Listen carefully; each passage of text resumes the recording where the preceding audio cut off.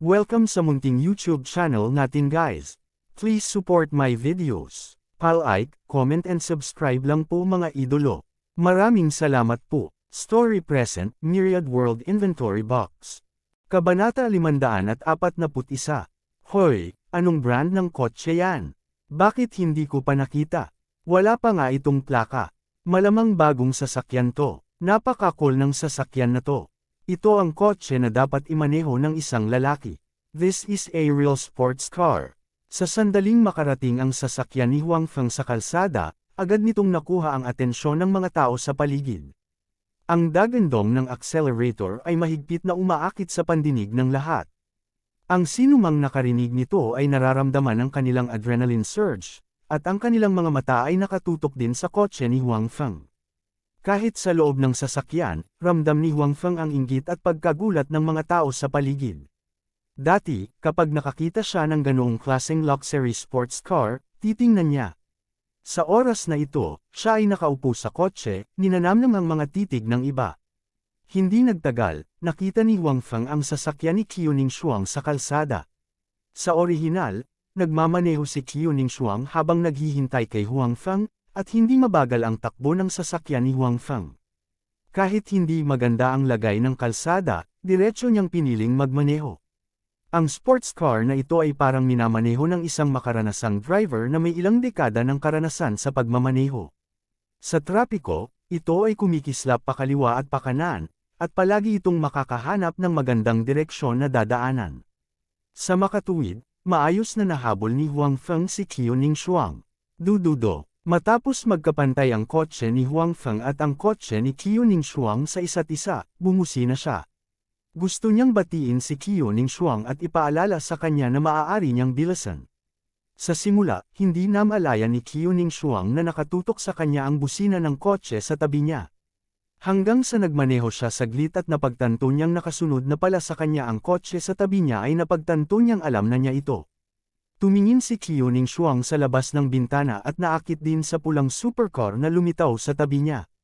Ang kotse na ito ay talagang kamanghamanghang. Hindi lamang maaakit ang mga lalaking mahilig sa sasakyan, ngunit hindi rin naligtas ang mga babae. Gayunpaman, hindi inisip ni Qiu Ningshuang na ang kotseng ito ay si Huang Feng.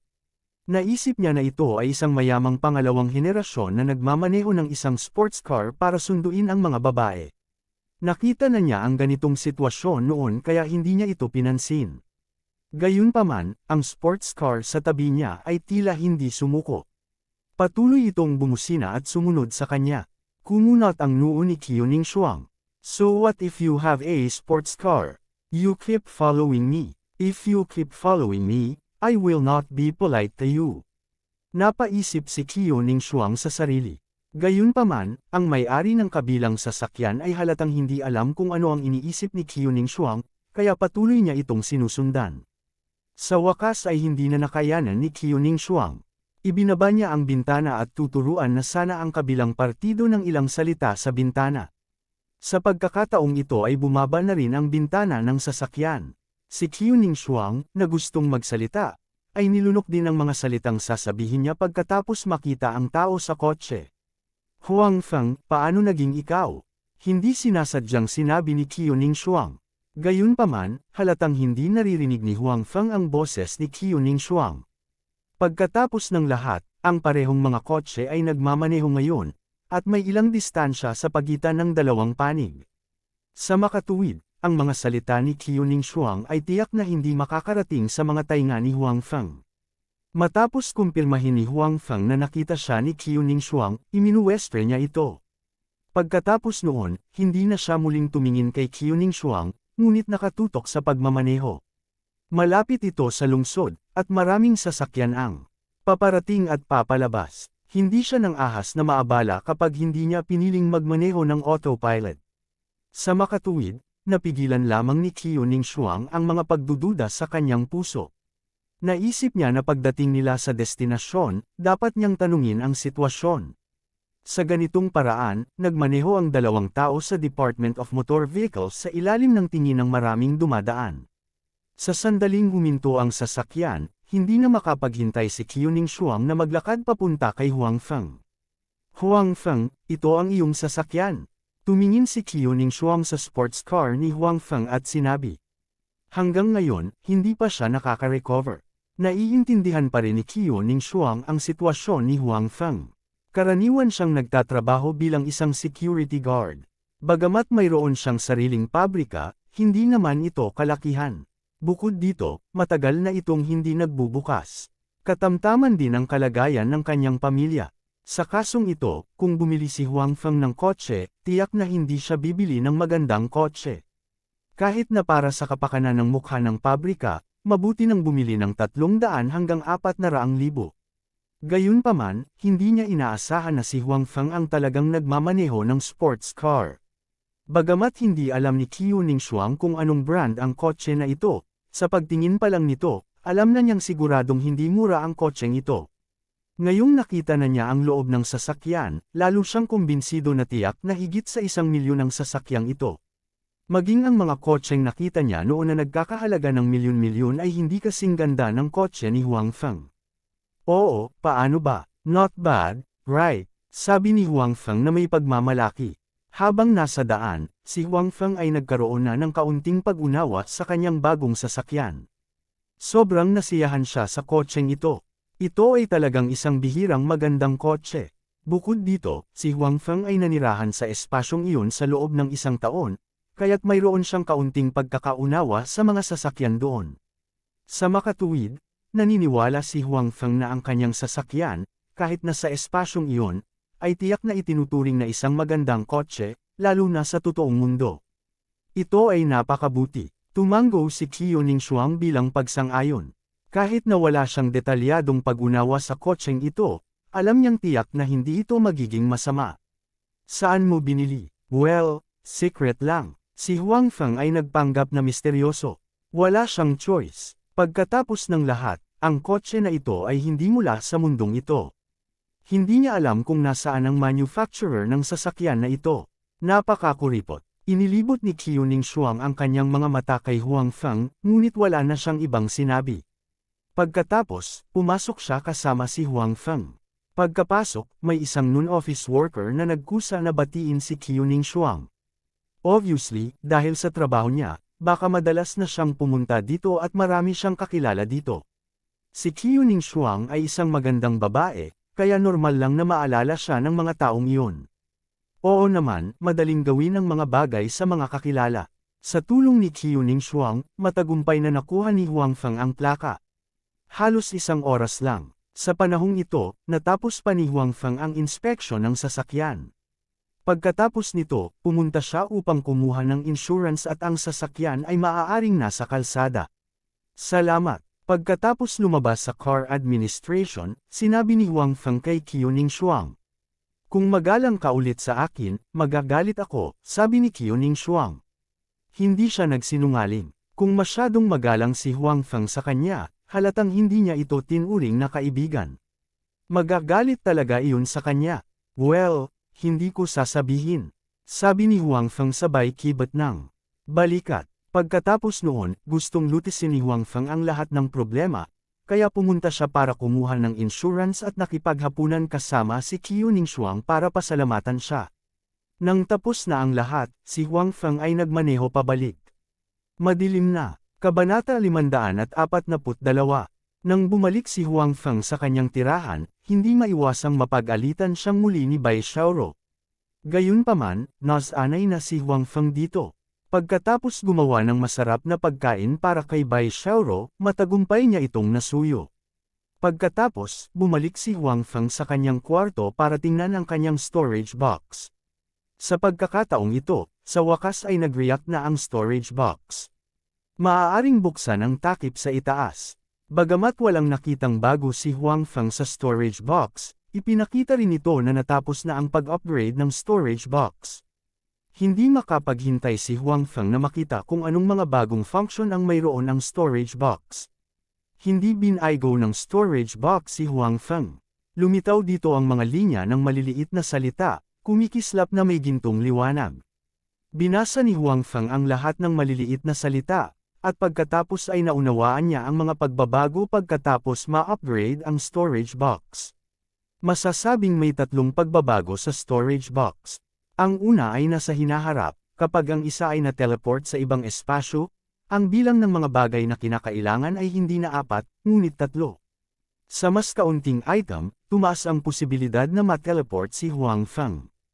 Gayunpaman, kung ang isa ay nakakuha na ng isang item mula sa ibang espasyo, kakailanganin pa rin nila ang 4 na item. Sa madaling salita, nakuha ni Huang Feng ang scroll sa mundo ng demigods and semi-devils, na nagtala ng Dark North Divine Art at Treading Water Subtle Steps. Pagkatapos, kung gusto niyang pumasok sa mundo ng demigods and semi-devils, kailangan pa niyang kumuha ng 4 na item, hindi 3. Gayunpaman, kung ito ay isang bagong espasyo na hindi pa niya nakuha noon, kailangan lang niya ng 3 item sa hinaharap. Ito ay mas madali kaysa dati.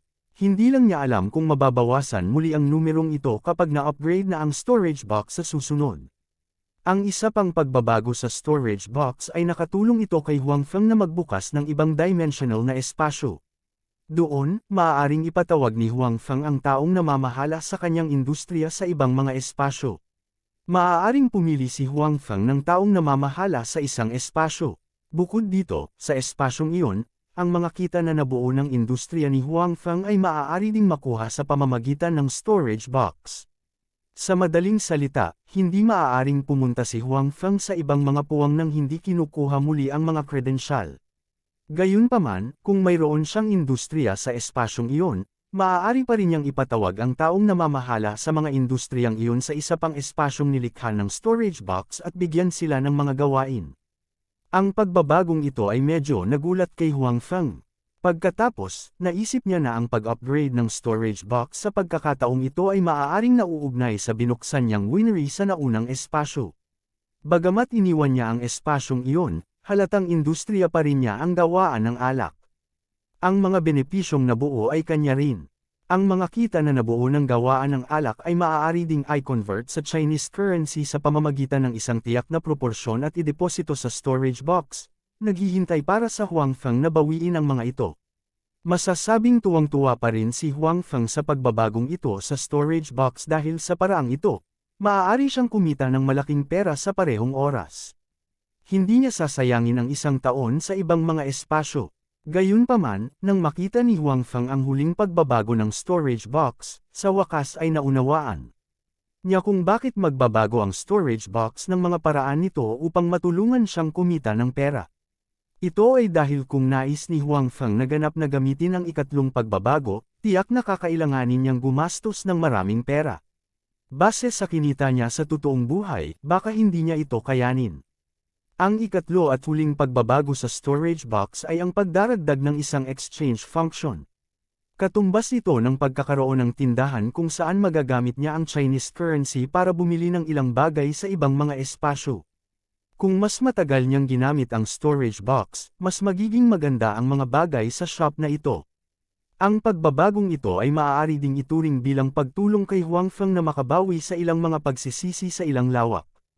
Halimbawa, sa ilang espasyo, may magagandang bagay, ngunit walang paraan si Huang Feng para makuha ang mga ito. Pagkatapos, maaari niyang direktang bilhin ang mga ito sa pamamagitan ng tindahang ito. Siyempre, hindi hahayaan ng storage box si Huang Feng na makinabang ng libre. Ang mahabang string ng mga zero ay halos mabulag ang mga mata ni Huang Feng. Sa abot ng mga bagay na lumitaw, ang pinakamurang bagay na maaari niyang palitan ay nagkakahalaga ng 1,000,000. Bukod dito, kakaunti ang mga bagay na nagkakahalaga ng 1,000,000.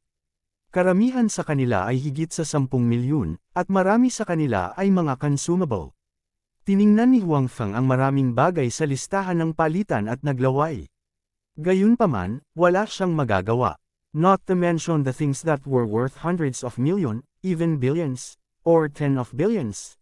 Even the cheapest thing, 1,000,000, was not a small number for him. Nakakuha si Huang Feng ng ilang kayamanan mula sa bahay nitong Chenju noon. Matapos ibenta ang mga ito, bagamat mayroon siyang pera, kailangan niya ng pera upang mapalawak ang kanyang sewage treatment plant. Nais din niyang magbukas ng serbiserya sa totoong mundo, na nangangailangan din ng pera. Sa makatuwid, si Huang Feng ay walang dagdag na pera para ipagpalit sa mga bagay na iyon. Gayunpaman, bagamat hindi niya ito mapapalitan ngayon, nagustuhan pa rin ni Huang Feng ang pagbabago sa storage box. Sa kasong ito, higit sa lahat dahil mayroon siyang sapat na pera sa hinaharap, mabibili niya ang anumang gusto niya. Kahit na ang mga bagay na maaaring tumaas ang kanyang buhay ay nasa listahan. Sa makatuwid, walang dahilan si Huang Feng para hindi maging masaya sa pagbabagong ito. Ang tanging ikinalulungkot lang ay ang mga bagay na ginastos niya para ipagpalit ay hindi maaaring gamitin bilang voucher para mag-teleport sa ibang espasyo. Kung gusto niyang mag-teleport sa ibang espasyo, makakakuha lang siya ng mga bagay mula sa espasyong iyon sa pamamagitan ng storage box. Gayunpaman, anuman ang mangyari, si Huang Feng ay nasisiyahan pa rin sa mga pagbabagong dala ng pag-upgrade ng storage box. Sa mga pagbabagong ito, maaari siyang umunlad ng mas mahusay. Pagkatapos, naalala ni Huang Feng na sa nakaraang espasyo, kumuha siya ng matalinong robot bilang taong namamahala sa pabrika. Ang maganda lang, magagamit niya ang robot na ito para subukan ang mga bagong pagbabago ng storage box. Matapos piliin ni Huang Feng ang robot, nagbago ang eksena sa harap niya. Nagpalit siya mula sa pagkakaupo sa kanyang kama hanggang sa pag-upo sa isang sofa sa sala. Lumingon siya at pinagmasdan ang paligid. Nalaman niyang hindi maliit ang lugar dito. Para siyang nasa isang villa. Bukod dito, mas malaki at mas maluho ang villa na ito kaysa sa villa na pinuntahan niya noon sa bahay nitong Chenjun. Pagkatapos, lumitaw ang isang figure sa harap ni Huang Feng. Ito ang matalinong robot na binili niya noon. Dahil ito ay isang robot, si Huang Feng ay naglakas loob na gamitin ito upang subukan. Kung ito ay isang tunay na tao, ito ay lubos na malito at kahit na natatakot. Maaaring hindi nito matanggap ang pagbabagong ito. Kabanata 543. Boss, ano ang maipaglilingkod ko sa iyo? Kahit na bigla siyang na-teleport sa kakaibang lugar, hindi naman nagpanik ang matalinong robot. Matapos makita si Huang Feng, agad siyang humingi ng mga tagubilin. Sa espasyong iyon, karaniwan pa rin ang mga robot. Gayunpaman, walang masyadong robot na kasing talino ng robot ni Huang Feng, o mas matalino pa kaysa sa isang ito. Sa makatuwid, gumastos pa rin si Huang Feng ng maraming pera sa oras na iyon. Gayunpaman, kahit na gumastos siya ng maraming pera, hindi ito pinagsisihan ni Huang Feng. Siya ay lubos na nasisiyahan dahil ang robot na ito ay maaaring kumpletuhin ang karamihan sa mga gawain ng mga tao. Gayunpaman, ang mga robot ay mga robot. Wala silang kakayahang mag-isip. Maaari lamang nilang gawin ang ayon sa mga kinakailangan ni Huang Feng. Sa makatuwid, sa panahong ito, ang produksyon ng serbesa ay normal. Gayunpaman, iyon. Ang robot ay walang intensyon na palawakin ang produksyon. Ginagawa ito ayon sa mga kinakailangan ni Huang Feng bago siya umalis. Bagamat ilang araw lang umalis si Huang Feng sa espasyong iyon, matagal na niyang iniwan ang pabrika na iyon. Sa orihinal, ang pabrika na iyon ay itinayo lamang upang subukan ang kanyang alak, kaya walang masyadong pakialam si Huang Feng sa oras na iyon. Pagkatapos matikman ang alak doon, umalis si Huang Feng sa serbeserya. Hindi na rin siya nagtanong tungkol sa serbeserya dahil alam niyang pagkatapos niyang umalis sa espasyong iyon ay walang kinalaman sa kanya ang lahat. Hindi niya alam kung kailan siya pupunta sa susunod. Gayunpaman, ang sitwasyon ngayon ay malinaw na naiiba. Ang pabrika ay talagang naging industriya niya. Hindi man siya makapunta at makita ito ng personal, doon niya makukuha ang kita. Sa makatuwid, talagang nagmamalasakit si Huang Feng tungkol dito. Sabihin mo sa akin kung ano ang nangyari sa brewery pagkatapos kong umalis, sabi ni Huang Feng sa robot. Okay, boss, sinabi ng robot ng mekanikal, at pagkatapos ay iniulat ang partikular na sitwasyon sa pabrika kay Huang Feng. Bagamat ang robot ay walang kakayahang mag-isip ng aktibo at maaari lamang ipagtanggol ang lungsod, ito ay walang mga benepisyo. Hindi bababasa, susundin ito ang mga utos ni Huang Feng nang walang kondisyon. Bukod dito, hinding-hindi siya nito ipagkakanulo. Kaya naman, napakagaan pa rin ni Huang Feng na gumamit ng ganoong robot para pamahalaan ang pabrika. Bukod dito, kahit na ang robot na ito ay hindi aktibong bumalangkas ng diskarte sa pag-unlad ng pabrika, maaari na itong utusan ni Huang Feng dito at bigyan ito ng mga order. Nalampasan din ang tanging pagkukulang nito. Hindi ito lampas sa inaasahan ni Huang Feng. Normal ang lahat sa pabrika. Napakaraming manggagawa pa rin sa pabrika. Walang pagtaas o pagbaba. Ang pang-araw-araw na output ay naayos din. Maging ang presyo ng alak na itinakda ni Huang Feng noong siya ay umalis ay hindi nagbago. Hindi talaga ito marunong maging flexible.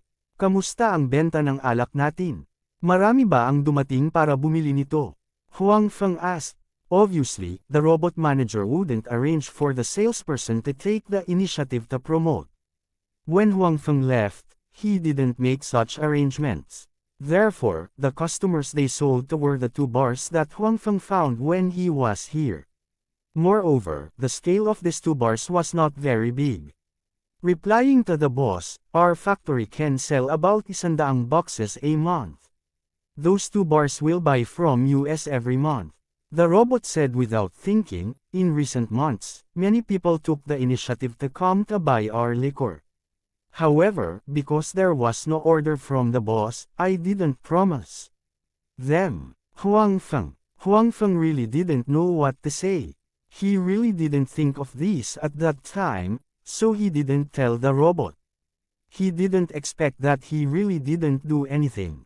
Therefore, Huang Feng quickly asked, then, do we have a lot of stock? So far, our stock has exceeded 10,000 boxes, the robot said. Huang Feng nodded. He was quite satisfied. After all, the factory he bought in the beginning was not big, so Huang Feng was still very satisfied with so much stock after such a long time. Of course, if this robot agreed to sell to others, it was estimated that these 10,000 boxes of stock would be gone. How much money is left in the factory's account? Huang Feng asked. He had never touched that money since he left, and during this time, this robot didn't expand, so there should be some money left.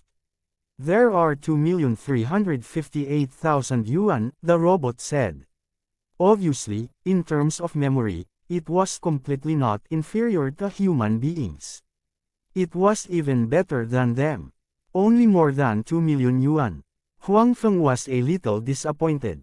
More than 2 million yuan was obviously the face value in that space.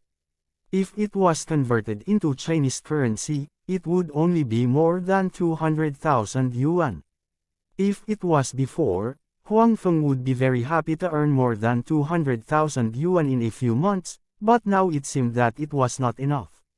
However, after thinking about it, it was understandable. The factory only had 2 customers, and their scale was not considered large. As for the factory, it had to pay the wages of the workers, pay for water and electricity, pay for maintenance of the equipment, and so on. There were many things that required money. Being able to save more than 2 million yuan was already because Huang Feng had set the price of the wine a little higher previously. After understanding the situation of the factory, Huang Feng said to the robot, after you go back, immediately take out all the money in the account and use it for the expansion of the factory, increasing the production line, and recruiting more workers. At the same time, don't refuse those who take the initiative to talk about business. Talk to them about cooperation, and finally, you can open the market. Malinaw na hindi nasisiyahan si Huang Feng sa laki ng pabrika ngayon, kaya hindi niya naisip na kunin ang mahigit 2 milyong yuan. Sa halip, direkta niya itong ipinuhunan sa pagpapalawak ng pabrika, tsaka halatang sikat ang alak niya sa espasyong iyon. Kung hindi, walang magkukusa para humingi ng kooperasyon. Paano mapalampas ni Huang Feng ang magandang pagkakataon sa pag-unlad? Sige boss, gagawa ako pagbalik ko. Sumang-ayon ang robot ng walang pag-aalinlangan. Bilang isang robot na pagmamay-ari ni Huang Feng, hindi nito susuwayin ang mga utos ni Huang Feng kahit kaunti. Si Huang Feng ay nasiyahan din sa saloobin nito. Kinawayan niya ang kanyang kamay at sinabing, pwede ka nang bumalik. Pagkatapos noon, biglang naglaho ang robot sa harap ni Huang Feng na parang hindi pa ito nagpakita. Sa oras na ito, sa buong bulwagan ng villa, si Huang Feng lamang ang natitira.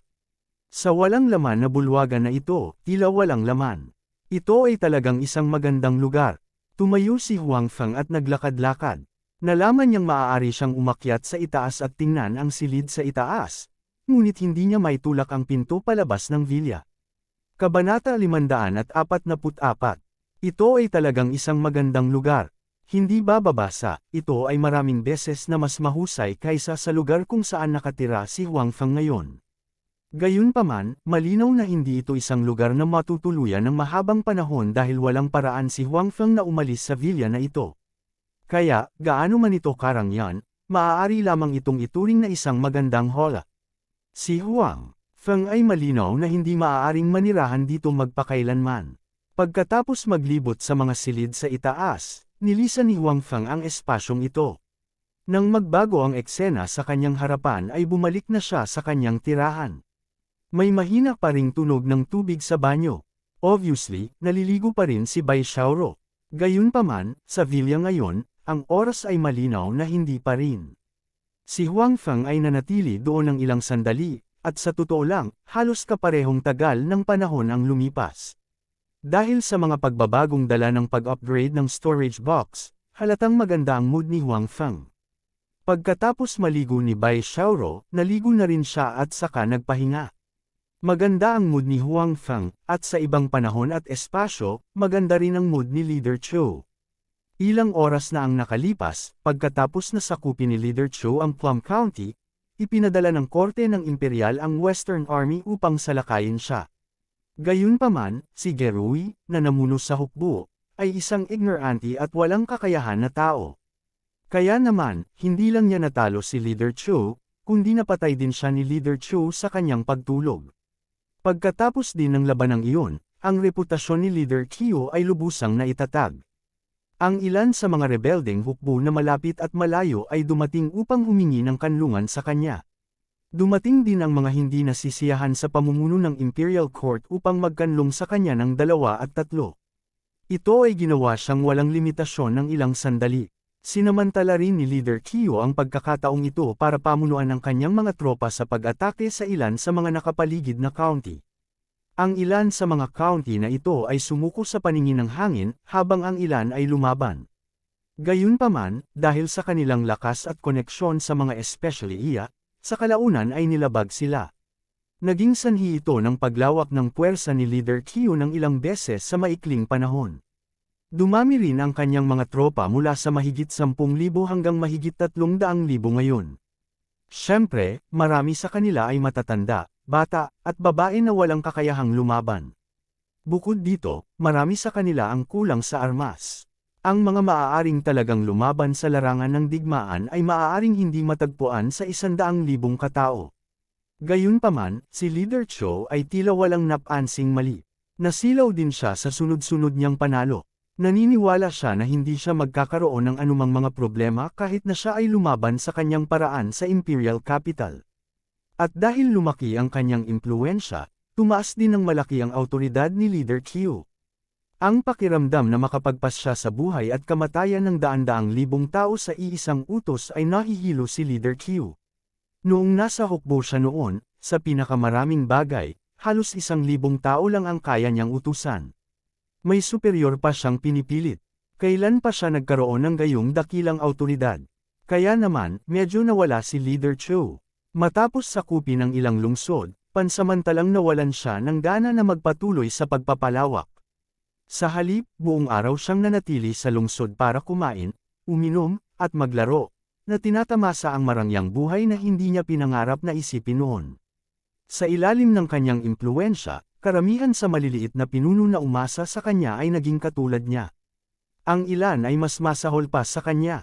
Karamihan sa mga taong ito ay dating hindi marunong magsasaka. Ngayong nagsimula na sila ng rebelyon at naging mga pinuno, lahat sila ay abala sa pagsasaya.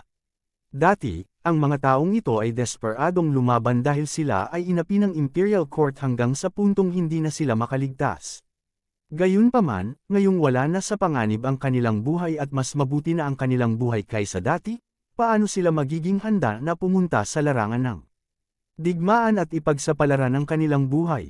Sa makatuwid, ang buong hukbo ay tila medyo tumitigil. Kung tungkol sa disiplina ng militar, mas imposibleng pag-usapan. Ang buong hukbo ay nasa gulo. Si Leader Chou ay hindi naglagay ng anumang pagsisikap sa aspetong ito. Sa makatuwid, maraming nangyari ang pagsunog, pagpatay, at pagnanakaw. Ang gayong hukbo ay maayos sa isang labanan na maganda ang takbo, ngunit kapag ito ay lumalaban sa hangin, ito ay talagang mapanganib. Gayunpaman, si Leader Cho ay walang ganoong kalaking pananaw at hindi niya napansin ang sitwasyong ito. Sa makatuwid, siya ay lubos na umaasa na mayroon siyang napakalaking hukbo.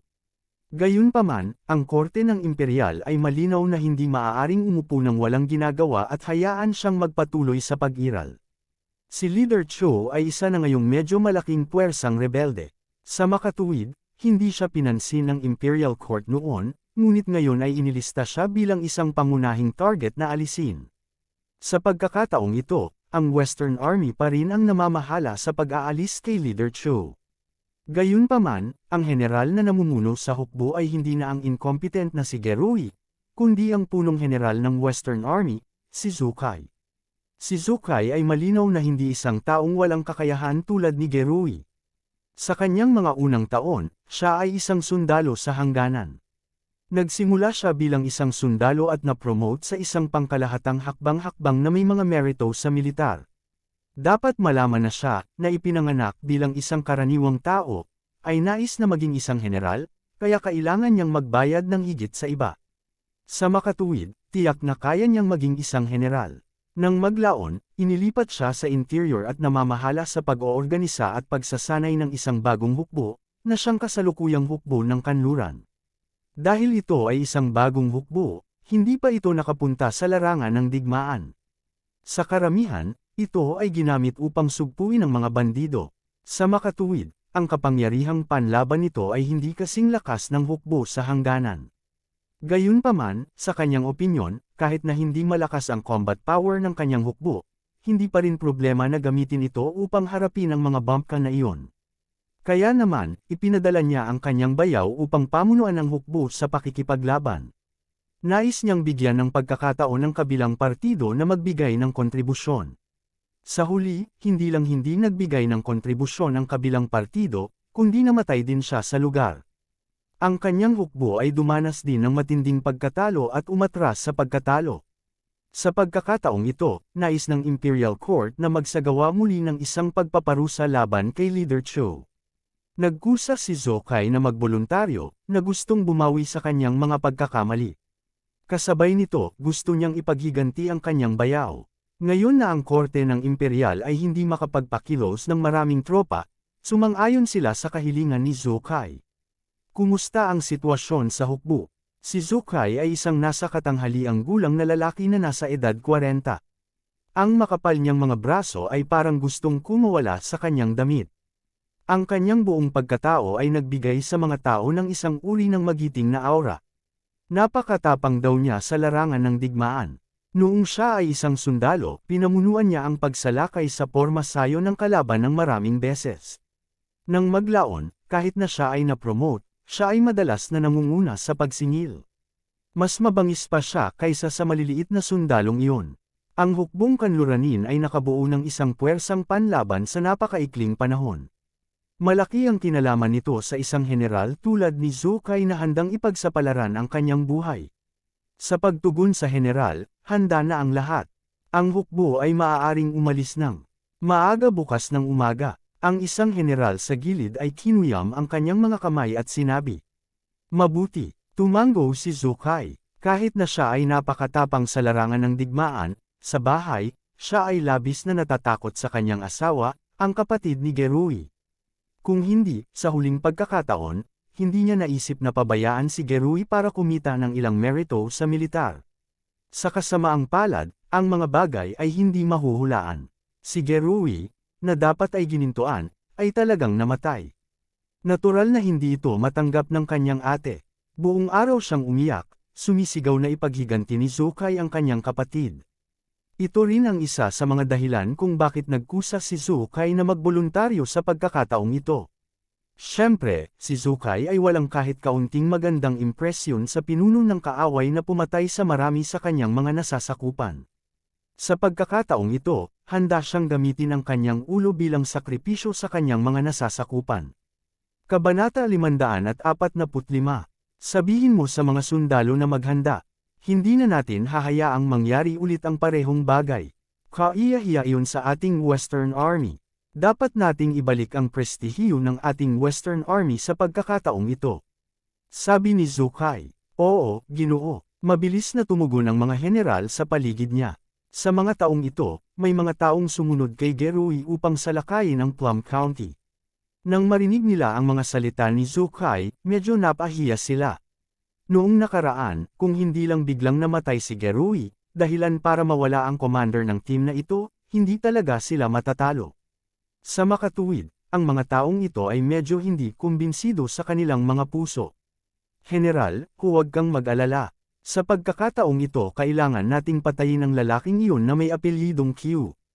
Oo, patayin mo siya at ipaghiganti ang ating mga kapatid. Ipaalam sa mga bumpkin na iyon ang kapangyarihan ng ating Western Army. Isa-isang sumigaw ang mga general na iyon. Bagamat natalo sila noong nakaraan, may dahilan iyon. Ito ay hindi dahil sila ay mas mahina kaysa sa iba. Sa makatuwid, hindi nila naisip na ang kabilang partido ay napakalakas. Sa pagkakataong ito, hindi na sila natakot. Okay, alam ko ang determinasyon mo. This time, no matter what, dapat nating sugpuin ang pag-aalsa na ito. Sabi ni Zukai sa kanyang mga nasasakupan. Oo, Ginoo. Kinabukasan, personal na pinamunuan ni General Zukai ang 50,000 elite na sundalo ng kanlurang hukbo sa Plum County upang sugpuin si Leader Q doon. Sa loob ng ilang panahon, ang nakapalibot na lugar ng Plum County ay muling natakpan ng mga ulap ng digmaan. Posibleng sumiklab ang digmaan anumang oras. Hindi pa bagising ang pinuno. Sa labas ng Mayor's Mansion sa Plum County, isang nasa katanghaliang gulang na lalaking nakasuot ang nagtanong sa isang taong nakadamit tulad ng isang utusan. Bagamat nasakop na ni Leader Kyo ang ilang lungsod ngayon, itinuring pa rin niya ang Plum County bilang kanyang base camp.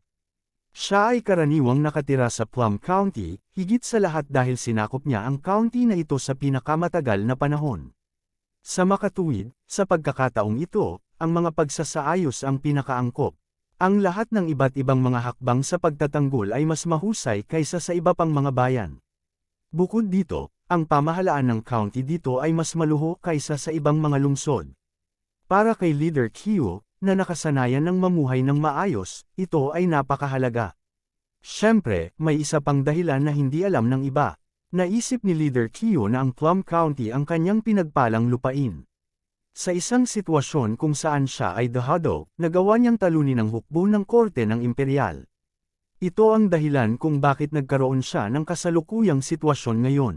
Kaya naman, ayaw niyang umalis sa pinagpalang lupain. Sa oras na ito, maliwanag na ang langit, ngunit hindi pa rin nagpapakita si Leader Kyo. Malamang hindi pa siya nagigising. Ang mga katulong na naglilingkod kay Leader Kyo ay sanay na sa Panginoong ito, at nagising lamang kapag malapit ng tanghali. Kaya naman, pagkatapos marinig ang tanong, agad na sinabi ng taong iyon, hindi pa. Sa tansya ko, aabot pa ng 4 na oras bago ako makabangon. Ito ay masyadong mapangahas. Si Leader Kyo ay lalong nagiging mapangahas. Ang nakabaluti na lalaki ay malinaw na hindi nasisiyahan sa pag-uugali ni Leader Kyo. General Su, ingatan mo ang iyong mga salita. Sa oras na ito, isang nasa katanghaliang gulang na lalaki ang lumakad na may kakaibang hitsura sa kanyang mukha. Sinabi niya sa nasa katanghaliang gulang na lalaking nakasuot ng sandata, si Leader Kyo ba ay isang taong mapag-uusapan sa likod niya? Kung hindi dahil sa inyong hamak na tao na nambobola sa pinuno buong araw, paano magiging ganito si Leader Cho? Ang nasa katanghaliang gulang na lalaking nakasuot, na siyang General Su na sinasabi ng taong iyon, ay malinaw na hindi natatakot sa taong dumating. Sa halip, matigas niyang sabi sa kabilang partido. Ito ang grupo ng mga mababang tao na umakyat sa pamamagitan ng pambobola. Wala silang anumang tunay na kakayahan. Inisip lang nila kung paano pasayahin si Leader Kyo sa buong araw. Hinahanap siya ng lahat ng uri ng pambihirang kayamanan at pinadalhan siya ng lahat ng uri ng kagandahan. Ito ang naging dahilan ni Leader Kyo, na napaka-ambisyosa noon, na maging ganito ngayon. Nang marinig ng taong iyon ang mga salita ni General Su, ang kanyang mukha ay napuno ng kahihiyan at galit. Tinuro niya si General Su at sinabi sa matinis na boses, Supei, huwag mo kaming sir-on. Ano ang problema ngayon kay Leader Kyo? Loyal din tayo kay Leader Kyo, kaya huwag mong sirain ang reputasyon natin dito. Panipi, ikaw lang ang may reputasyon, isang grupo ng mga mababang tao. Sinabi ni General Supay na may paghamak. Pagkatapos, lumingon siya sa katulong at sinabing, kapag bumangon si Leader Kyo, sabihin mo sa kanya. May IR report ako. Pagkatapos sabihin iyon, hindi pinansin ni General Su ang taong iyon at tumalikod na para umalis. Ang mga aksyon ni Supay ay muling nagalit sa taong iyon. Tinitigan niya ang pag-alis ni Supay ng may maput na tingin. Sa totoo lang, ang mga taong ito ay hindi umaasa sa kanilang mga kontribusyon sa larangan ng digmaan upang umangat sa kanilang kasalukuyang mga posisyon. Sinabi lang nila ang gustong marinig ni Leader Kyo at ginawa ang gusto niya. Dahil doon, sila ay na-appreciate at nakarating sa kanilang mga kasalukuyang posisyon. Gayunpaman, hindi nila inisip ang kanilang sarili bilang mababang tao. Gayunpaman, alam din nila na may ilang tao rito na minamaliit sila, lalo na si Supay. Dahil sinundan niya si Leader Kyo sa simula at gumawa ng maraming kontribusyon sa larangan ng digmaan, hindi niya inilagay ang mga taong ito sa kanyang paningin. Napakatalim pa rin ang hidwaan ng dalawang panig. Makalipas ang 4 na oras, sa wakas ay humikab si Leader Kyo. Sa ilalim ng serbisyo ng dalawang babae, nagsuot siya ng kanyang damit at lumabas ng silid. Mukhang inaantok pa ang mukha niya. Sa isang tingin, halatang hindi siya nagpuyat kahapon. Kung bakit siya nagpuyat ay kitang-kita na sa pagtingin lang sa dalawang babae sa kanyang kama. Bago pa masabi ng lingkod na iyon kay Leader Kyo na may IR report si Supay, ang taong may alitan kay Supay ay nagpakita sa harap ni Leader Kyo. Alam niya ang tinatayang oras ng paggising ni Leader Kyo araw-araw. Leader, gising ka na ba? Ayaw mo bang matulog ng konti? Tanong ng taong iyon na puno ng pag-aalala ang mukha. Wala, may nangyari ba? Casual na tanong ni Leader Kyo habang naglalakad. Sa totoo lang, hindi niya akalain na may mangyayari. Kamakailan, marami sa mga nakapaligid na county at lungsod ang nasakop, at ang mga hindi pa nasakop ay abala na ngayon sa pagpapalakas ng kanilang mga depensa. Imposibleng lumaban sila. Bumalik ka, walang nangyari, sabi ng taong iyon. Gayunpaman, may narinig akong masasamang salita noon, at hindi ko alam kung dapat ko bang sabihin ang mga iyon. Nang makita ang pag-aalinlangan sa mukha ng kanyang nasasakupan, sinabi ni Leader Kyo na may kaunting kawalang kasiyahan, ano ang hindi mo masasabi? Magsalita ka. Kinasusuklaman niya ito kapag ang kanyang mga nasasakupan ay nagtago ng mga bagay mula sa kanya. Kung iyon ang kaso, pakiramdam niya ay hindi siya ligtas. Oo, sabi ng taong iyon na puno ng takot ang mukha. Ang kanyang ekspresyon ay lubos na nasiyahan kay Leader Kyo. Kapag ang kanyang mga nasasakupan ay palaging humanga sa kanya ay magiging ligtas ang kanyang posisyon. Kamakailan, narinig ko ang ilang mga tao na sinisiraan ka sa iyong likuran. Sabi nila na ayaw mong umunlad, na magulo ang ulo mo, na marunong ka lang magpakasawa, at wala kang kahit katiting na ambisyon, at tama na, ito ay isang grupo ng mga katarantaduhan. Pananggalan siya ni Leader Kyo na may malungkot na mukha at sinabing, sinong nagsabi niyan? Panipi, si Leader Kyo ay halatang labis na hindi nasisiyahan sa gayong mga salita, at ang kanyang buong katawan ay naglabas ng mamamatay tao na aura. Kabanata 546. Siya ay nagtrabaho ng husto upang masakop ang gayong teritoryo at nagpakasal lamang ng ilang mga asawa, ngunit may nang-ahas na magsalita tungkol sa kanyang likuran. At saka, dahil ba sa wala siyang ambisyon? Iyon ay dahil nagmamalasakit siya sa kanyang mga nasasakupan. Dati, nakikipag-away siya. Ngayon, oras na para magtanim siya. Ang mga maldito na ito ay hindi siya naiintindihan at talagang sinisiraan siya. Umungol si Leader Cho sa kanyang puso. Siyempre, hindi siya nasisiyahan. Pakiramdam niya ay walang kapantay ang kanyang prestihiyo ngayon. Ang mga nasasakupan ay dapat makinig sa kanya at hindi dapat magsalita tungkol sa kanya. Ito. Ang taong iyon ay tila nag-aalangan at hindi naglakas loob na sabihin ang pangalan ng kabilang partido. Magsalita ka, sino ang nagkakalat ng chismis? Muling tanong ni Leader Cho. Si Supay at ilang general sa paligid niya. Ang taong iyon ay tila pinilit na sabihin ang mga salitang iyon ni Leader Kyo. Gayunpaman, walang nakakita sa nakakalokong ngiti na sumilay sa kanyang mga mata. Supay. Nang marinig ang pangalang ito, napakunot ang noo ni Leader Cho. Si Supay ay sinusundan siya noon pa man at naging tapat sa kanya. Bukod dito, nagsumikap din siya ng husto sa larangan ng digmaan at gumawa ng maraming kontribusyon. Kasabay nito, siya ay isa sa ilang mga subordinate na alam ang ilang diskarte sa militar. Hindi siya tulad ng iba na nagmula sa isang bumpkin background at alam lamang kung paano gumamit ng malupit na puwersa para sumulong sa labanan. Sa makatuwid, karaniwang mataas ang tingin ni Leader Cho kay Su-pei. Gayunpaman, hindi niya inaasahan na ang taong matagal na niyang pinag-iisipan ay talagang magsasalita ng masama tungkol sa kanyang likuran. Oo, si Su-pei. Nakita ng katabi ni Leader Cho ang displeasure sa mukha ni Leader Cho at nagmamadaling sinabi. Siya ay umasa sa kanyang kakayahan na lumaban at sinabi na si Leader Cho ay may kasalanan sa lahat ng dako. Sinabi rin niya na karamihan sa mga lungsod na iyon ay nasakop niya at siya ang may pinakamalaking kontribusyon. Nang inig ang puso ni Leader Cho dahil tama si Su-pei. Mula nang maging pinuno siya, natural na hindi siya gagawa ng mga bagay tulad ng paniningil at paglusob sa mga linya ng kaaway. Si Su-pei ay isa ring taong napakahusay sa pakikipaglaban. Kaya naman, madalas hilingin sa kanya ni Leader Cho na pamunuan ng mga tropa sa pag-atake sa mga lungsod na iyon. Hindi masamang sabihin na ang mga lungsod na iyon ay nasakop niya, si Su-pei. Dati, hindi masyadong inisip ito ni Leader Kyo. Naramdaman pa niya na masarap magkaroon ng ganoong kakayahan na manlalaban sa ilalim ng kanyang utos.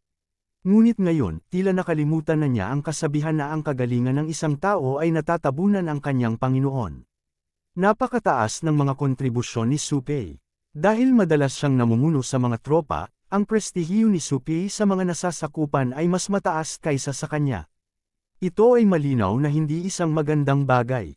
Leader, mayabang siya dahil sa pabor mo. Hindi mo siya hahayaang patuloy na manggulo ng ganito.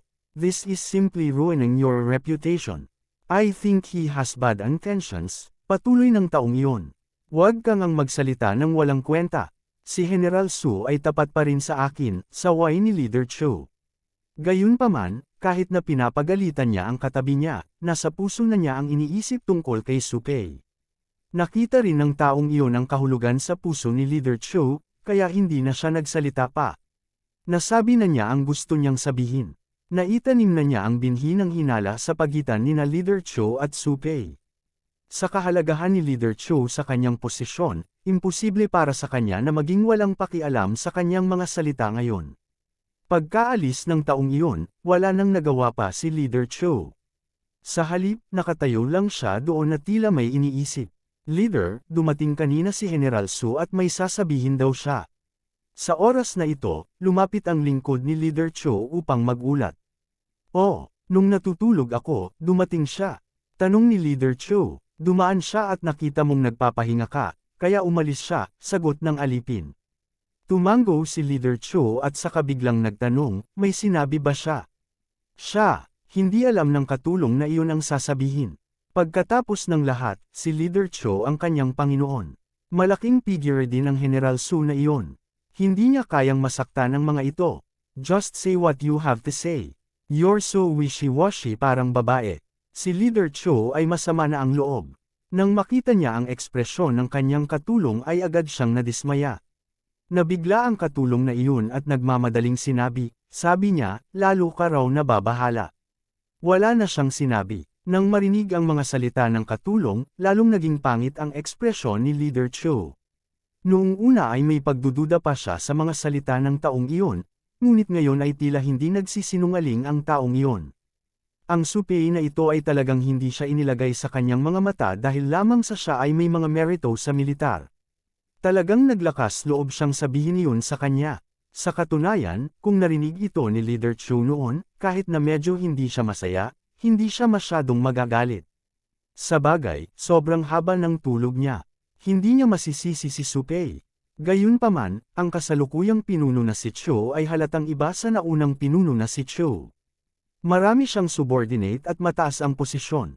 Walang nang ahas na walang galang sa kanya sa harap niya. Ngayong naglakas loob na si Su-pei na sabihin iyon sa kanya, halatang hindi ito matanggap ni Leader Cho. Su-pei. Huwag isipin na hindi mo alam ang kalubhaan ng bagay dahil lamang sa mayroon kang ilang mga merito. How dare you say that to me? Masyado na yata akong naging mapagbigay sa'yo. Naisip ni Leader Cho sa kanyang sarili. Sa oras na ito, ang kanyang impresyon kay Su Pei ay ganap na nagbago. Si Su Pei ay hindi na isang mapagkakatiwalaang general, ngunit isang bastard na hindi alam kung ano ang mabuti para sa kanya. Sa makatuwid, direktang iniutos niya ang pag-alis ng kapangyarihang militar ni Su Pei. Dahil sa galit niya, hindi niya inimbestigahan ng mabuti ang bagay na ito at hindi niya nakita si Su Pei para ipaliwanag ito ng malinaw. Nag-utos lang siya ng sobrang bilis.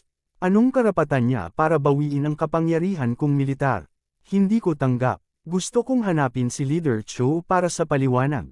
Panipi, sa kanyang sariling manner, natanggap ni Su Pei ang utos ni Leader Cho. Dahil sa utos na ito, siya, na nagsasanay ng martial arts, ay lumipad sa galit. Hindi niya matanggap ang katotohanan ito. Kahapon ng hapon, nang makita niya si Leader Cho, nagtiwala pa rin sa kanya ang kabilang partido. Hindi niya inaasahan na wala pang isang araw ay magiging ganito na. Direkta niyang binawi ang kanyang kapangyarihang militar. Paano niya matatanggap ang ganoong utos? General Su, nako, hindi na, Su Pei, hindi ka na general. Sabi ni Leader Cho na ayaw kanyang makita ngayon. Kung may puso kang nagsisisi, magmuni-muni ka sa bahay. Kung mayabang ka pa dahil sa pabor niya, huwag mong sisihin si Leader Cho na walang pakialam sa pagkakaibigan ng nakaraan. Ang taong dumating upang ipahayag ang utos ay ang taong nagkaroon ng alitan kay Su Pei sa labas ng bahay ni Leader Cho. Sa orihinal, ang utos na ito ay hindi nangangailangan sa kanya na pumunta, ngunit siya ang nagkusa na pumunta dahil gusto niyang makita ang kahihiyang kalagayan ni Su Pei. Ngayon, nakita niya ito ayon sa gusto niya, kaya napakaganda ng mood niya ngayon. Mayabang dahil sa pabor niya. Hindi ko ginawa. Ako, si Su Pei, ay hindi binaygo ang aking konsensya at ang tiwala ni Leader Cho. Ito ay dapat na ang iyong ideya sa likod nito. Malinaw na hindi pa rin matatanggap ni Su Pei ang utos na ito. Kabanata 547. Natural na hindi aaminin ng taong iyon na kontrabida siya. Gayunpaman, hindi niya naisip na sabihin kay Su Pei ang ilang katotohanan dahil sa kanyang opinyon, si Su Pei ay ganap na nawalan ng pabor. Kasama niya at ng iba pang nasa paligid, hindi na muling gagamitin ni Leader Kyo ang nakakainis na lalaking ito. Su Pei, paano kung ito ay aking ideya? Dahil ang pinuno ang nagbigay ng utos na ito, ibig sabihin ay wala na siyang tiwala sa iyo sa kanyang puso. Kung hindi, sa palagay mo kaya kung magpasya ang iyong kapalaran sa ilang salita lamang. Kung gusto mong sisihin ang isang tao, sarili mo lang ang masisisi mo. Hindi mo ba naiintindihan ang prinsipyo ng pagiging superior sa iyong amo? May pagmamalaki na sabi ng taong iyon kay Su Pei. Ang nasa sabik na ekspresyon sa mukha ni Su Pei ay unti-unting naglaho, na sinundan ng ekspresyon ng hindi paniniwala at kahit na pagdududa. Hindi niya talaga inisip ang pagiging superior sa kanyang amo noon. Naisip lang niya na kung magkakaroon siya ng pagkakataon na pamunuan ng isang hukbo upang maghimagsik laban sa korte ng imperial, hindi niya palalampasan ang pagkakataong ito. Hindi rin niya mabitawan ang tiwala ni Leader Kyo sa kanya, kaya every time, gagawin niya ang lahat para lumaban. Hindi niya inaasahan na ang kanyang pagsusumikap ay hindi makakakuha ng tiwala at pabor ni Leader Kyo, ngunit hinala. Dahil dito ay nasaron siya ng loob. Si Leader Kyo ay talagang hindi na kasing bait ng dati. Nang makita ang natarantang ekspresyon ni Su Pei, ang taong dumating para maghatid ng order ay lalong naging proud. Nang makitang naging ganito ang lalaking ito na palaging laban sa kanya, naging komportable siya sa lahat. Su Pei, huwag mong isipin na may magagawa ka dahil lang sa magaling kang makipaglaban. Maraming beses, kailangan mong gamitin ang iyong utak. Nang matapos magsalita ang taong iyon, tumalikod siya at umalis, naiwan si Su Pei, na hindi pa rin gumagaling, na nakatayo sa looban. General, sobra ang leader. Paano niya ito magagawa? Panipi, tama. Pagdating namin para sumilong sa kanya, wala siyang kapangyarihan ngayon. Ngayon, naging pag-alit na talaga siya. General, isama mo kami. Kami na mismo ang gagawa. Wala kang dapat ikaasar dito. Lumapit ang mga katulong ni Su Pei at nagsabi. Ang mga taong ito ay nasa eksena ngayon lang, kaya narinig nila ang pag-uusap ni Su Pei at ng taong iyon. Lahat sila ay nadama na ito ay hindi katumbas ng halaga para sa kanilang Panginoon.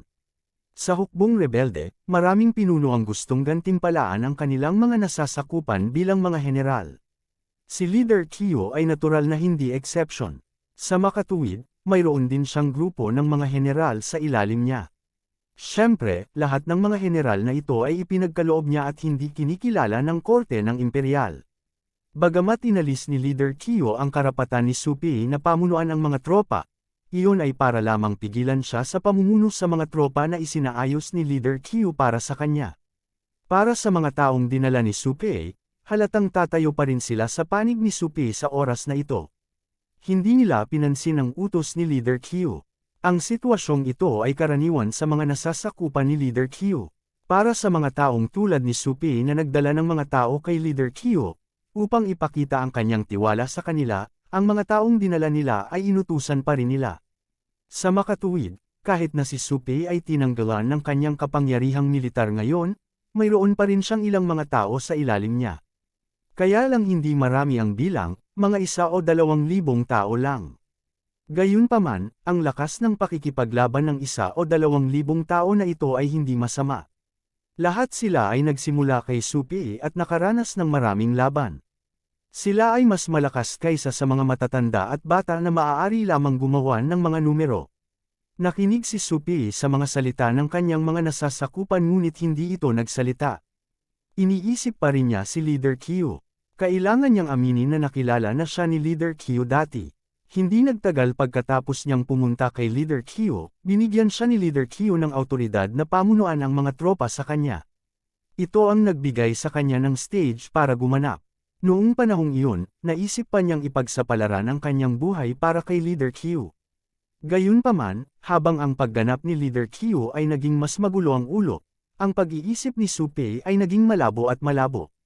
Ngayon, sa ilalim ng udyok ng mga masasamang tao, talagang inalis sa kanya ni Leader Kyo ang kanyang kapangyarihang militar. Hindi man lang siya humingi ng opinyon, ni hindi niya nakita ang mukha niya at hindi man lang nakinig sa paliwanag niya. Dahil dito, labis na nadismaya si Supee. Sige, huwag ka nang magsalita. Gusto kong mapag-isa. Simula ngayon, isara muna ang pinto at tumanggi kang makakita ng kahit sino. Pinahinto ni Supee ang kanyang mga nasasakupan sa pagtalakay at nagutos.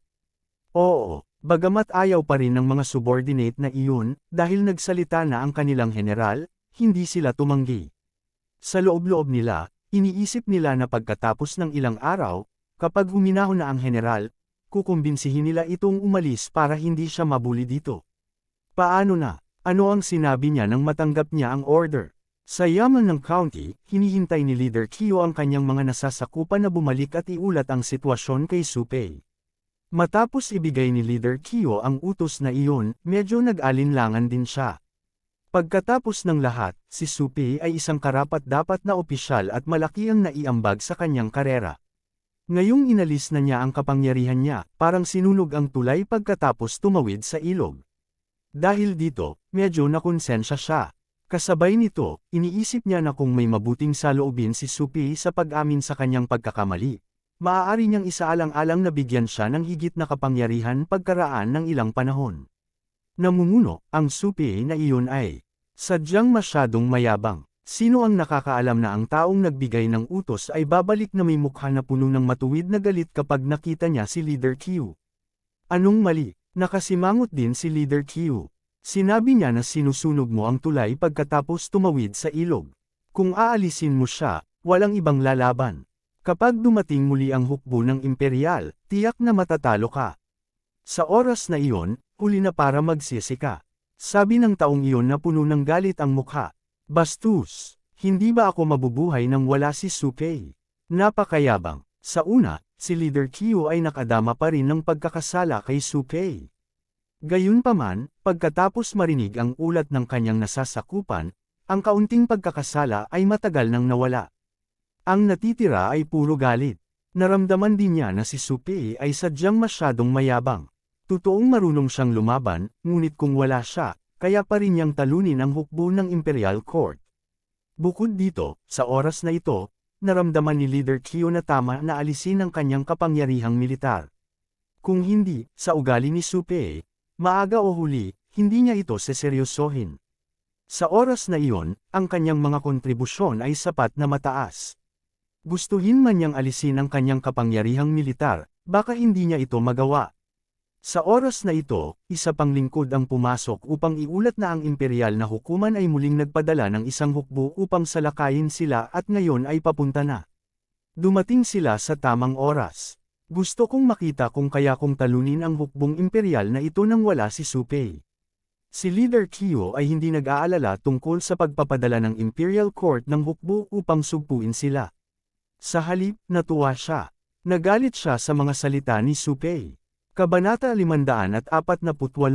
Sa kabilang banda, ang taong nasa tabi ni Leader Qiu, nakaka-frame kay Su Pei, ay naramdamang bumilis ang tibok ng kanyang puso nang marinig niya ang balita. Hindi niya inaasahan na magkakaroon ng ganoong pagkakataon. Ang mga salitang iyon ngayon ay gawa-gawa lang niya. Hindi niya inaasahan na darating talaga ang Imperial Army para supilan sila ngayon. Kahit na ang taong ito ay isang kontrabida na mahilig maghasik ng kaguluhan, hindi siya tanga. Alam din niya na si Su Pei ay talagang may talento sa pamumuno sa mga labanan. Siya ay may kakayahan. Ang iba, kasama siya, ay hindi maihahambing sa kanya. Sa huli, habang nag-iisip siya ng paraan para maalis si Su Pei, ang hukbo ng imperial ay hindi inaasahang dumating kaagad pagkatapos. Ito ay masyadong nagkataon. Bagamat hindi niya naisip na hindi sila mananalo laban sa hukbong imperial kung wala si Su Pei, ito ay isang pagkatalo sa kanilang panig. Kung alam kong mangyayari ito, naalis ko na ang manggugulo na iyon mamaya, bulong ng kausap sa sarili. Sa kanyang opinyon, may halaga pa rin si Su Pei. Mukhang napaaga pa siya nito. Gayunpaman, nangyari na ito. Siya at si Su Pei ay halatang hindi maganda ang usapan. Sa makatuwid, sa oras na ito, tiyak na hindi siya papayag na bawiin muli si Su Pei. Kung ganoon, tiyak na hindi siya bibitawan ni Su Pei. Hindi nagtagal, natipon na ang mga pangunahing general. Malinaw, lahat sila ay nakatanggap ng balita na ang hukbo ng imperial ay darating upang sasalakayin muli sila. Tiningnan ni Leader Qiu ang maraming subordinate sa harapan niya at nakasimangot. Ito ay dahil, sa loob lamang ng maikling panahon, ang mga taong ito ay nawala ang kanilang orihinal na magiting na aura. Sila ay mas mataba at tamad. Marami sa kanila ang tumaba. Ang kanilang mga bilog na figure ay nag-alala kay Leader Qiu kung maaari pa ba silang pumunta sa larangan ng digmaan. Gayunpaman, ang mga general na ito ay malinaw na walang ganoong pag-aalala. Matapos marinig na ang hukbo ng imperial ay darating upang salakayin silang muli, wala ni isa sa kanila. Ang may bahid ng pag-aalala. Pagkatapos ng lahat, sila ay nakipaglaban ng maraming beses sa hukbo ng imperial dati. Sa huli, ang hukbong imperial ay isang tigre ng papel na nahulog sa kaunting hawakan. Dumating sila sa tamang oras. Pagkatapos ng mahabang pahinga, nangangati na ang mga kamay ko. Oo, talagang naglakas loob ang mga iyon na pumunta rito. Hindi talaga sila marunong sumulat ng salitang kamatayan. Walang masabi, gawin mo na lang. Marami sa mga general ang nagsimulang sumigaw. Maingay ang buong hall, parang palengke lang. Ang mga taong ito ay karaniwang walang anumang mga tuntunin na pinag-uusapan, kaya napakasual nila, kahit nasa harap ni Leader Qiu. Ubo-ubo. Ilang beses na umubo ng malakas si Leader Qiu, na nakakuha ng atensyon ng lahat. Ito ang pakiramdam ng pagiging sentro ng atensyon. Nagustuhan ito ni Leader Qiu. Dati, medyo nag-aalala pa rin siya sa kakayahan ng mga taong ito. Gayunpaman, nang makita ang kanilang kasalukuyang pagganap at ang kanilang saloobin ngayon, nawala ang pag-aalala sa kanyang puso. Bagaman ang lakas ng hukbo ng Imperial Court ay hindi ganoon kalakas, hindi tayo maaaring maging pabaya. Sabi ni Leader Qiu, hindi rin niya gaanong pinansin ang hukbo ng Imperial Court. Kaya lang, napakaraming tropa ng korte ng Imperial ang kanilang nakatagpo dati, ngunit wala ni isa sa kanila ang maaaring magdulot sa kanila ng anumang gulo. Tama, anong pangkat ng hukbo ang darating sa oras na ito? Sino ang namamahala? Sa oras na ito, naalala ni Leader Qiu na tila hindi niya alam kung sino ang kalaban. Bumalik ka at magulat. Ito ang Western Army. Ang commander ay ang Commander-in-Chief ng Western Army, si Zhou Kai. Sumagot ang opisyal na nag-ulat kanina. Western Army, haha, kakilala. Nang marinig na ang Western Army ang dumating sa pagkakataong ito, ang lahat ay lalo pang gamaan. Maging ang taong nag-frame kay Su Pei at Leader Qiu ay may mas halatang ngiti sa kanilang mga mukha. Pamilyar sila sa Western Army, dahil ang unang wave ng Expeditionary Force na kanilang hinarap ay ang Western Army. Dahil lamang sa tagumpay na iyon kaya sila umunlad sa kanilang kasalukuyang sukat. Masasabing magagandang alaala lamang ang hatid sa kanila ng Western Army. Tungkol naman sa Zokai na iyon, walang nakarinig sa kanya noon, kaya hindi na nila siya pinapansin. Nasaan si General Su? Bakit hindi siya dumating? Panipi. Oo, masama ba ang pakiramdam ni General Su? O may pumipigil sa kanya? Panipi. Sa oras na ito, sa wakas ay may nakaalam na nawawala si Supei. Kadalasan, ang mga pangunahing tauhan ng ganitong uri ng pagpupulong ng militar ay sina Leader Cho at Supei. Kadalasan, si Leader Cho ay pansuportang tungkulin lamang, at si Supei ang pinakamahalaga. Gayunpaman, hindi nila nakita si Supei ngayon. Sa katunayan, masyado silang nag-aalala tungkol sa hukbo ng Imperial Court dati. Kung hindi, malalaman nila na wala si Supei dito. Ngayon na ang hukbo ng korte ng Imperial ay tila hindi isang malaking problema, sila ay naganhawahan. Noon lang nila napagtanto na wala si Supei dito, na ikinagulat ng lahat. Ang taong nag-frame kay Supei ay tumayo at umubo ng 2 beses tulad ni Leader Cho. Pagkatapos, sinabi niya sa lahat, si Supei ay inalis ang kanyang kapangyarihang militar dahil sa kanyang masamang intensyon. Hindi na siya general sa hinaharap. Nang marinig ng mga nasa ibaba ang balitang ito, nagkatinginan muna sila at saka nagbulungan. Dahil wala silang natanggap na kaugnay na balita noon, natural na gulat sila nang marinig nila ang balitang ito. Masasabing si Supei ang numero 1 tao sa ilalim ng utos ni Leader Cho sa mga tuntunin ng kapangyarihang militar. Talagang tinanggal siya ng biglaan at tahimik. Likas na nabigla ang lahat. Bukod dito, ang dahilan ng kanyang pagtanggal ay talagang masamang intensyon. Ito ay masyadong pangkalahatan. Gayunpaman, ang ilang mga tao ay nag-isip na si General Su ay tila hindi nasisiyahan sa kawalan ng pagpapabuti ni Leader Cho kamakailan. Sa makatuwid, maaaring nasaktan niya si Leader Cho sa salita, kaya naman siya ay tinanggal. Nang makitang ang pinuno sa pangunahing upuan ay tila walang magandang ekspresyon, walang humakbang pasulong upang magsalita para kay Supei. Pagkatapos ng lahat, bagamat naramdaman nilang makapangyarihan si Supei, maraming tao ang hindi tumanggap sa kanya. Bukod dito, kadalasang sinasabi ni Supei na ang pinuno ay masama, ngunit sinabi rin niya na sila ay masama. Kaya naman, ngayong inalis na siya sa kanyang posisyon, walang humakbang para magsalita para sa kanya. Ang ilang mga tao ay nagyayabang pa nga sa kanilang mga puso. Kung tungkol sa kakayahan ni Supei sa pamumuno, hindi rin sila kumbinsido sa nakaraan.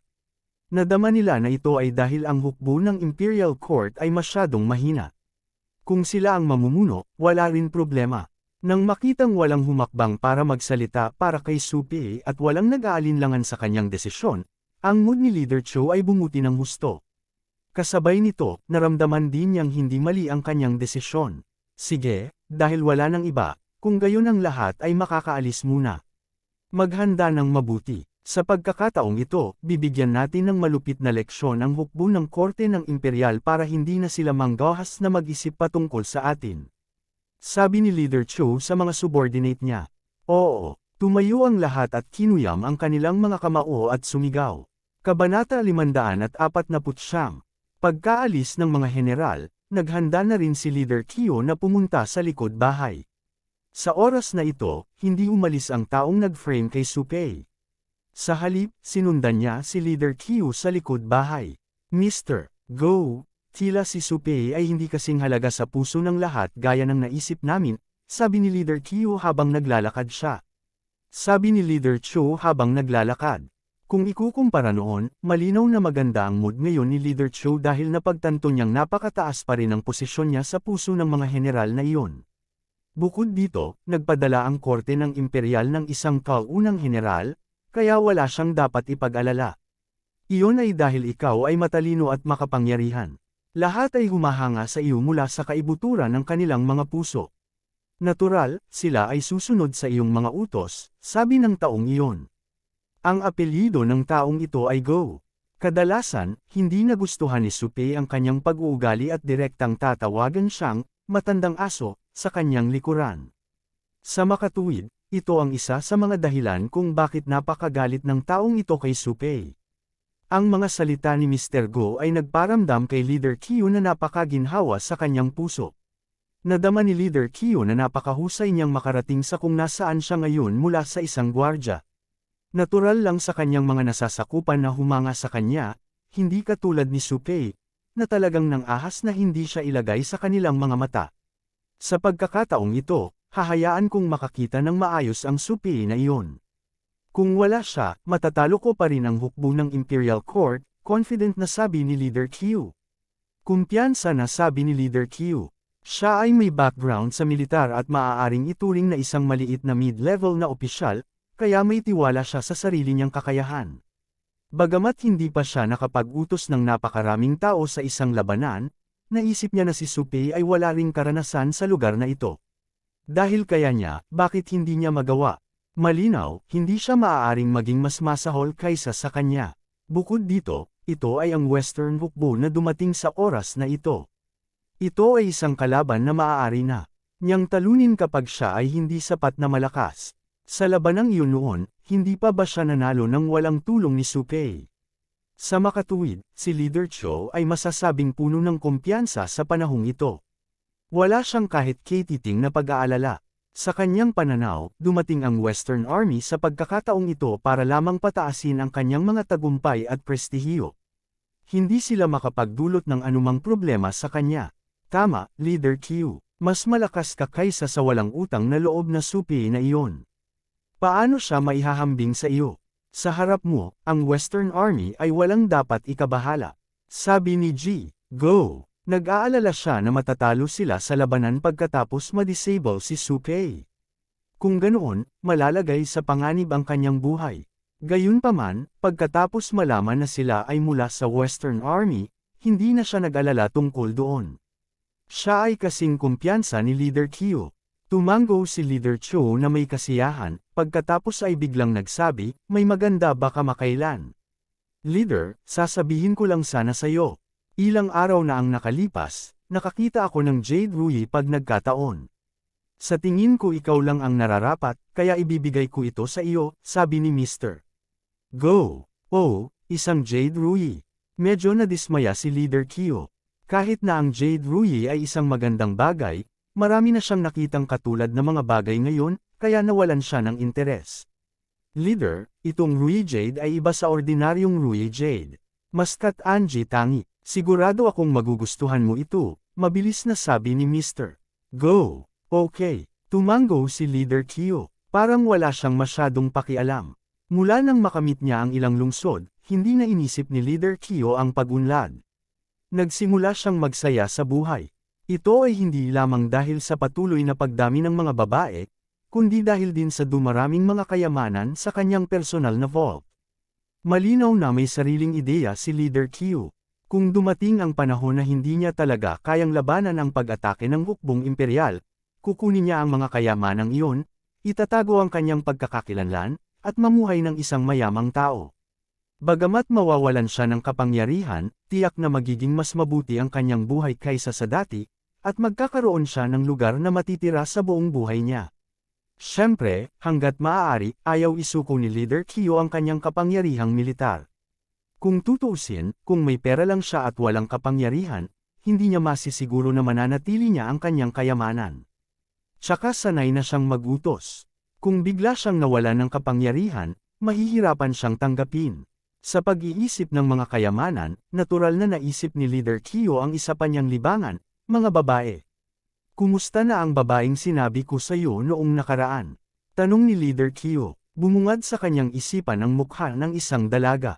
Naalala pa niya ang pintig ng puso at pagiging possessive ng una niya itong makita. Nang mga oras na iyon, sumumpo siya na tiyak na makukuha niya ang babaeng iyon.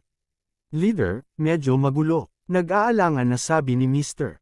Go. Bilang paboritong tao ng pinuno at taong tumulong sa kanya na gawin ang mga bagay na ito, natural na alam ni G. Go kung sino ang babae.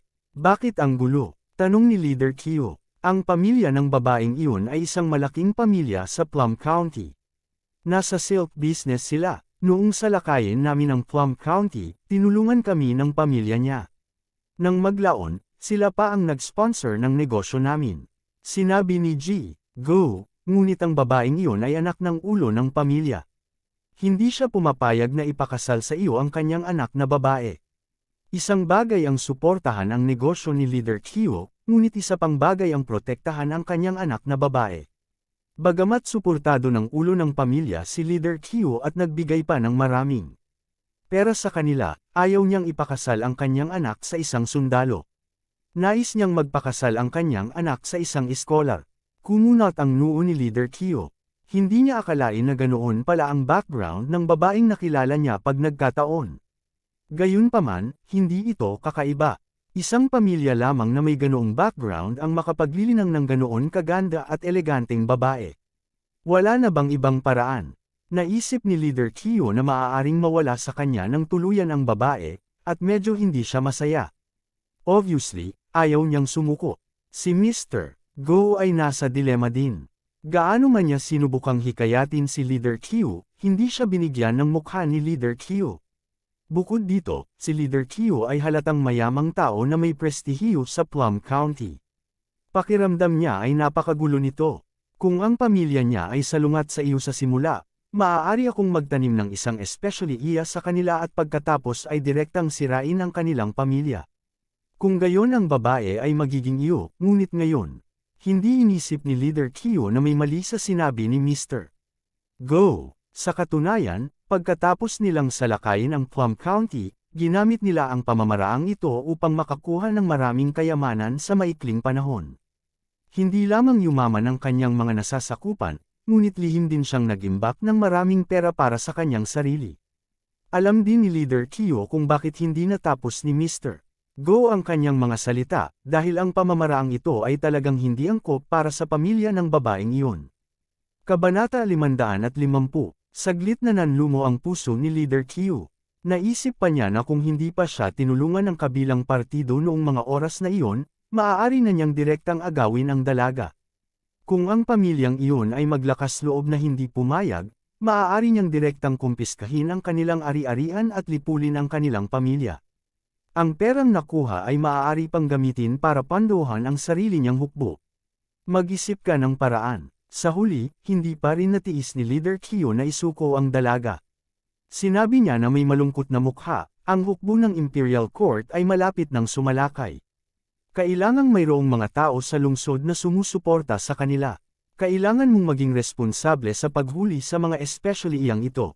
Naiintindihan mo ba? Ngunit, natural na naiintindihan ni Mr. Go na handa na ngayon si Leader Q na maling akusahan ang kanyang pamilya para sa kapakanan ng babaeng iyon. Ang pagiging tretuhin bilang isang especially iya ay malinaw na isang magandang dahilan. Gayunpaman, nag-aalala si Mr. Go na kung malantad ang bagay na ito, maaaring madama ng ibang pamilya sa lungsod na orihinal na sumuporta sa kanila ang panganib at magbago ang kanilang mga saloobin. Walang pero, kinawean ni Leader Q ang kanyang kamay at sinabing may katiyakan, alam ko kung ano ang iyong ikinababahala, ngunit ang mga taong iyon ay walang dapat ikabahala. Hanggat ang ating hukbo ay nasa ating mga kamay, kung gayon hindi sila maaaring magdulot ng anumang gulo. Ang suporta ng mga pamilya sa May County ay napakahalaga pa rin kay Leader Q. Kung tutusin, mayaman sila at pamilyar sa May County. Sila ang mga lokal na maniniil dito. Sa tulong nila, napakahalaga pa rin para kay Leader Q na pamahalaan ng May County. Gayunpaman, sa opinyon ni Leader Q, kahit na nalantad ang bagay na ito, ang mga tao mula sa iba pang mga pamilya ay hindi magiging masaya, ngunit tiyak na hindi sila maglalakas loob na magsabi ng anuman. Kung tutusin, mas malakas ang puwersa niya. Sa dami ng tropa, hindi siya natakot na hindi makikipagtulungan ang mga taong iyon. Pagkaraan ng ilang sandali, ang bagay na ito ay matatapos, at ang relasyon sa pagitan ng dalawang panig ay babalik sa dati. Oo, matalino si Leader Q. Mabilis na sabi ni Mr. Go. Naramdaman din niya na hanggat mayroon silang gayong puwersa, ang mga taong iyon ay walang paraan upang gumawa ng anuman kahit na sila ay hindi nasisiyahan. Well, you can do this matter immediately. I don't want to wait too long. Sabi ni Leader Q. Ngayon, hanggat iniisip niya ang hitsura ng babaeng iyon, hindi niya napigilan ang excitement. Siya ang pinakamagandang babae na nakita niya sa ngayon. Mas maganda pa siya sa mga kabit na pinakasalan niya kamakailan. Oo, gagawin ko kaagad. Sa utos ni Leader Q, malayang gawin ito ni Mr. Go. Sa parehong oras, sa isang medyo malaking patio sa Plum District, isang batang babae sa kanyang late 20s ay nakaupo sa isang pavilion sa gitna ng courtyard. Sa ilalim ng paglilingkod ng isang alilang babae, kumain siya ng mga pastry habang hinahangaan ang magagandang tanawin sa looban. Miss, balita ko gustong pakasalan ka ng rebelding bandido at nagpadala pa ng mag-propose ng kasal. Sa pagkakataong ito, sabi ng dalaga sa dalaga, sapagkat lumaki silang dalawa, kahit na sila ay Panginoon at katulong, hindi sila naiiba sa magkapatid. Kaya naman naglakas loob ang dalaga na kausapin ng ganito ang kanyang batang miss. Nang marinig ang sinabi ng kanyang katulong, agad na napatigil ang batang miss sa pagkain ng kanyang pastry. Bahagyang nagsalubong ang mga kilay niya na labis na nakakaawa. Narinig ko rin ang tungkol sa bagay na ito, ngunit tinanggihan na ni tatay ang taong iyon. Iniisip ang nasa katanghaliang gulang na lalaki na nakilala niya noong siya ay lumabas upang maglaro noong nakaraan, hindi niya alam kung sino ito noong mga oras na iyon. Naramdaman na lang niyang nakakainis ang titig nito sa mga mata nito kaya nawalan siya ng gana sa paglalaro. Nang maglaon, nalaman niyang siya ang pinuno ng rebelding hukbo na nagdulot ng kaguluhan noon. Gayunpaman, hindi nito binago ang kanyang opinyon sa kanya. Hindi niya gusto ang pakiramdam na ibinibigay niya sa mga tao. Gayunpaman, hindi niya inaasahan na tila nagustuhan siya nito at nagpadala ng isang tao upang mag-propose ng kasal sa kanyang ama. Buti na lang at tinulungan siya ng kanyang ama na tanggihan siya. Matalino si Master, hindi man lang tinitingnan ng taong iyon ang sarili niya. Isa siyang Polaka na gustong kumain ng karne ng sisni. Gusto kanya talagang pakasalan. Ang katulong ay halatang walang kahit kaunting magandang impresyon kay Leader Q. Bukod dito, wala siyang kahit katiting na paggalang sa kanya sa paraan ng pakikipag-usap nito sa kanya. Ikaw, huwag kang magsalita ng kalokohan. Mag-ingat ka na baka maaga ka ng mga yan. Sabi ng batang miss. Alam ko, sinasabi ko lang sa harap mo. Hindi ko sasabihin sa harap ng iba. Sabi ng maid. Mula nang pumasok si Leader Q sa Plum Town, hindi na talaga naging mapayapa ang bayang ito. Noong una, inakala ng lahat na magiging mas mabuti ang kanilang buhay pagkatapos na itaboy ang mga tao ng korte ng imperial. Sino ang nakakaalam na ang ugali ng hukbong rebelde ay walang pinagkaiba sa mga sundalo ng Imperial Court? Minsan, mas kasuklam-suklam sila dahil wala man lang silang kahit katiting na disiplina sa militar. Sa makatuwid, sa panahong ito, maraming tao ang napatay ng walang dahilan. Napaka-tense ng kapaligiran sa buong bayan. Isa rin ito sa mga dahilan kung bakit hindi pumayag ang ama ng batang mi sa proposal ni Leader Q. Dahil nakita niya ang pag-uugali ng rebelding hukbo, hindi na niya masyadong inisip si Leader Q ngayon. Siyempre, ayaw niyang ipadala ang kanyang anak na babae sa isang apoy. Gayunpaman, hindi niya alam na si Leader Q ay lubos na naaakit sa kanyang anak. Para makuha siya, handa pa siyang gawin ang lahat. Kinagabihan, hiniling ni G. Go sa isang tao na ipadala ang Jade Ruyi na nakuha niya sa tirahan ni Leader Q. Sa katunayan, nag-aatubili siyang makipaghiwalay dito sa pagkakataong ito dahil gusto niya ang Jade Ruyi na ito. Gayunpaman, si Leader Cho ay isang taong gusto niyang yakapin ng mahigpit. Natural, kailangan muna niyang magpabor sa kabilang partido.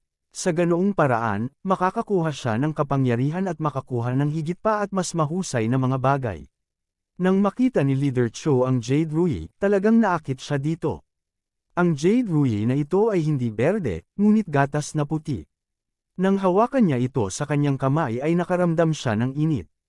Nang hawakan niya itong si Jade Ruyi, nabuhayan ng loob ang buong katawan niya. Kaya naman, mas nasiyahan siya kay G.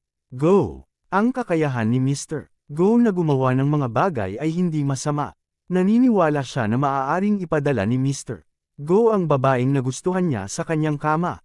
Pagkatapos matulog ni Leader Cho, hindi niya inilagay ang Jade Ruyi sa kanyang treasure house dahil pakiramdam niya na ang paglalaro nito ay makakapag-refresh sa kanyang pakiramdam. Kaya naman, diretso niya itong inilagay sa mesa sa labas ng silid, sa pag-aakalang maaari pa niyang ipagpatuloy ang paglalaro nito pagkatapos niyang bumangon. Laging may mga bantay sa labas ng kwarto niya, kaya hindi siya natakot na mawala man lang ang Jade Ruyi niya. dahil hindi naman talaga makapasok ang mga magnanakaw na iyon sa kwarto niya. Matapos makatulog si Leader Q, ang Jade Ruyi na inilagay niya sa labas ng kanyang silid ay kumislap saglit. Pagkatapos nito, may malinaw na pagbabago. Hindi lamang ito naging mas maikli, ngunit ang material at hugis nito ay napakalinaw ding nagbago. Malinaw, hanggat hindi bulag ang isa, masasabi ng isa na hindi na ito ang parehong Jade Ruyi.